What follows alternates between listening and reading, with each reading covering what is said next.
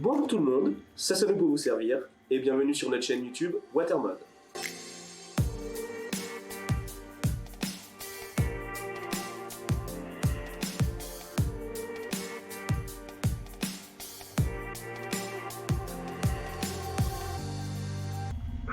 Aujourd'hui, il faut bien prendre des forces, parce qu'on s'attaque vraiment à un poids lourd niveau boîtier, le Thermaltake Level 20.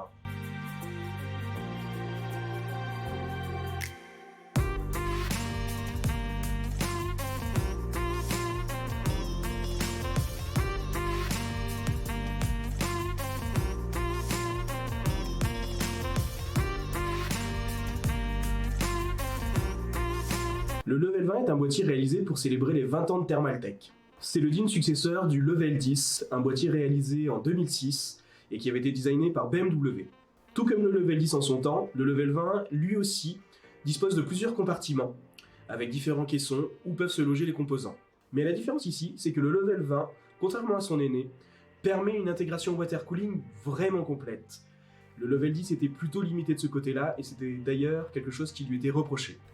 Avec ses 73 cm de long, 69 cm de haut, 28 cm de large et ses 32 kg à vide, nous sommes vraiment en face d'un poids lourd. Ce boîtier au format grand tour, acceptant les cartes mères jusqu'à l'externe ATX, est d'un gabarit hors norme. Si on ajoute à cela la possibilité d'avoir jusqu'à 11 B pour SSD HDD, la possibilité de mettre des radiateurs water cooling jusqu'à 480 mm, de mettre jusqu'à 8 ventilateurs 120 mm, on peut dire que ce boîtier est le boîtier de tous les superlatifs. Mention spéciale sur les matériaux employés sur ce Thermaltake Level 20. Nous sommes sur une base d'un châssis en acier, mais recouvert d'un ensemble de plaques en aluminium de 3 mm d'épais. Les portes, quant à elles, font 4 mm d'épaisseur. Petite anecdote, ce Level 20 lui aussi a été designé par un grand constructeur automobile, mais Thermaltake ne communique absolument pas sur le sujet. Nous allons donc les aider à conserver leur secret.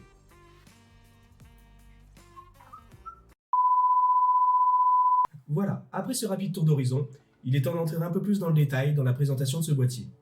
On commence par l'ouverture des portes qui se fait en poussant ou en tirant des petits loquets. La procédure est exactement la même pour toutes les portes du boîtier. Toutes les portes vitrées sont montées sur charnière.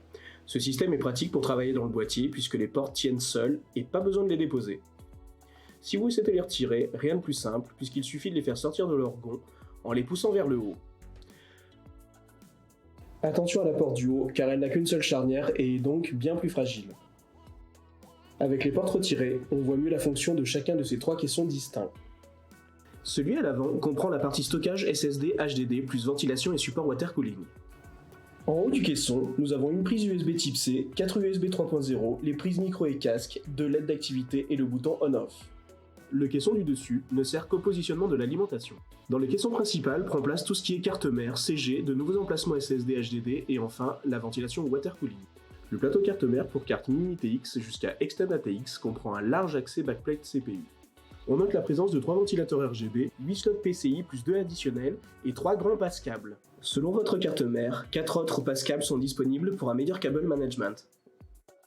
Tout en bas du compartiment prennent place deux nouveaux supports amovibles pour SSD HDD en 2,5 pouces ou 5,25. Leur démontage est plutôt fastidieux car il faut avoir recours à un tournevis pour ôter les deux vis et libérer les paniers.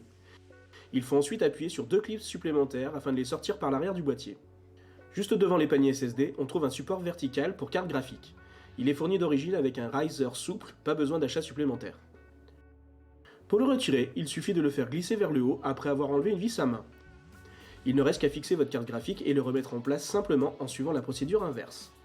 À l'avant prennent place 2 ventilateurs 140 mm RGB. Ils peuvent être remplacés par 3 ventilateurs 120 mm ou par des radiateurs water cooling en 120, 140, 240, 280 et 360 mm. À l'arrière, on trouve un ventilateur 140 mm RGB qui lui aussi peut être remplacé par un ventilateur 120 mm, mais aussi par des radiateurs 120 et 140 mm. Ces ventilateurs, en plus des 2 bandes LED RGB déjà installées dans le boîtier, sont directement contrôlables par l'application Thermaltake RGB+. Ce logiciel vous permet la gestion de la ventilation des LED RGB directement par votre PC ou bien sur votre smartphone, iOS ou Android. Sachez aussi que cette gestion logicielle est intégralement compatible avec les environnements Amazon Alexa et Razer Chroma. Pour finir, sur la grille d'aération du bas du boîtier, on note la présence d'un filtre à poussière amovible et aimanté. Le caisson avant comprend la partie stockage avec en tout 6 paniers pour SSD HDD en 2,5 pouces ou 5,25. Il dispose en outre d'un support de pompe pour water cooling, mais dans ce cas, il faudra retirer quelques paniers pour permettre son installation.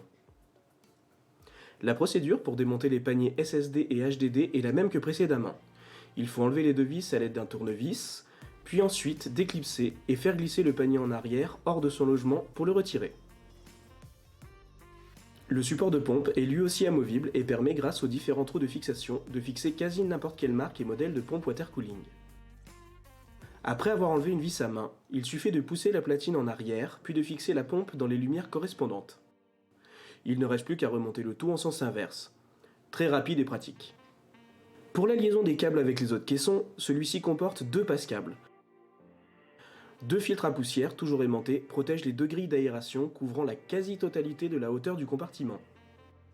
On termine par le dernier caisson dédié à l'alimentation. Celui-ci permet d'installer la lime aussi bien à plat qu'à la verticale et accepte des modèles jusqu'à 310 mm de long. On note aussi la présence d'un très large passe-câble qui fait la jonction avec la partie carte-mère.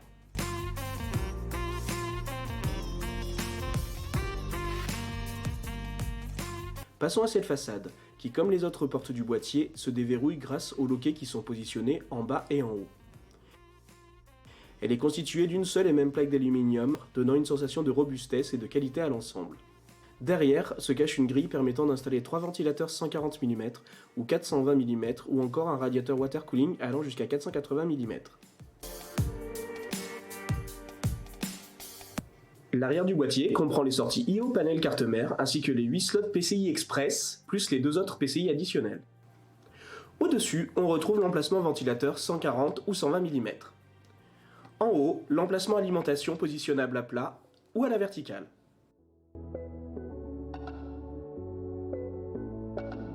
Les portes arrière, quant à elles, n'ont pas de charnière. Par contre, pour les ouvrir, on procède comme avec les portes avant, en appuyant ou en tirant sur les différents boutons poussoirs. Le dos du boîtier est composé du caisson alimentation en haut. Sur le second caisson, on retrouve nos 3 passe-câbles verticaux, plus les 4 horizontaux. Il y a 3 nouveaux paniers SSD HDD, mais en 2,5 pouces uniquement. Un espace de 4 cm permet un cable management vraiment aisé. Enfin, on retrouve le caisson dédié au stockage avec toujours ses 6 paniers pour SSD et HDD. Ces 3 nouveaux paniers SSD HDD sont amovibles et sont tenus verrouillés cette fois par de simples vis à main. Enfin! A noter qu'ils sont fixés tous les 3 sur une platine qui peut elle aussi s'enlever pour laisser plus de place si vous ne l'utilisez pas. Nous venons de le voir, ce boîtier Thermaltake possède de nombreux atouts. Mais est-ce que tout est vraiment rose? Nous vous avons listé un nombre de points qu'il nous paraissait quand même important de mentionner. Gardez bien à l'esprit que Thermaltake nous a envoyé très rapidement ce boîtier, un des premiers à sortir d'usine. Peut-être que seul notre sample est impacté. Quand on s'attarde sur les finitions, on remarque que le boîtier souffre de petits défauts d'ajustement, avec des parties qui jointent mal ou qui ont des ajustements approximatifs. C'est surtout flagrant au niveau des jonctions des portes vitrées avec le châssis. Le traitement des surfaces en aluminium n'est pas non plus égal, et on se retrouve avec des zones plus claires ou plus sombres, comme ici avec cette sorte de tache. Malgré son positionnement haut de gamme, ce level 20 ne fait pas le café. Quel dommage! Ainsi s'achève notre petit tour d'horizon de ce boîtier Thermaltake Level 20. Nous reviendrons dans une prochaine vidéo avec le montage d'une configuration pour aller un peu plus loin dans les tests. Si ce n'est pas déjà fait, n'oubliez pas de mettre le petit pouce qui va bien et de vous abonner à notre chaîne Watermod. Alors on vous dit à bientôt et bye bye!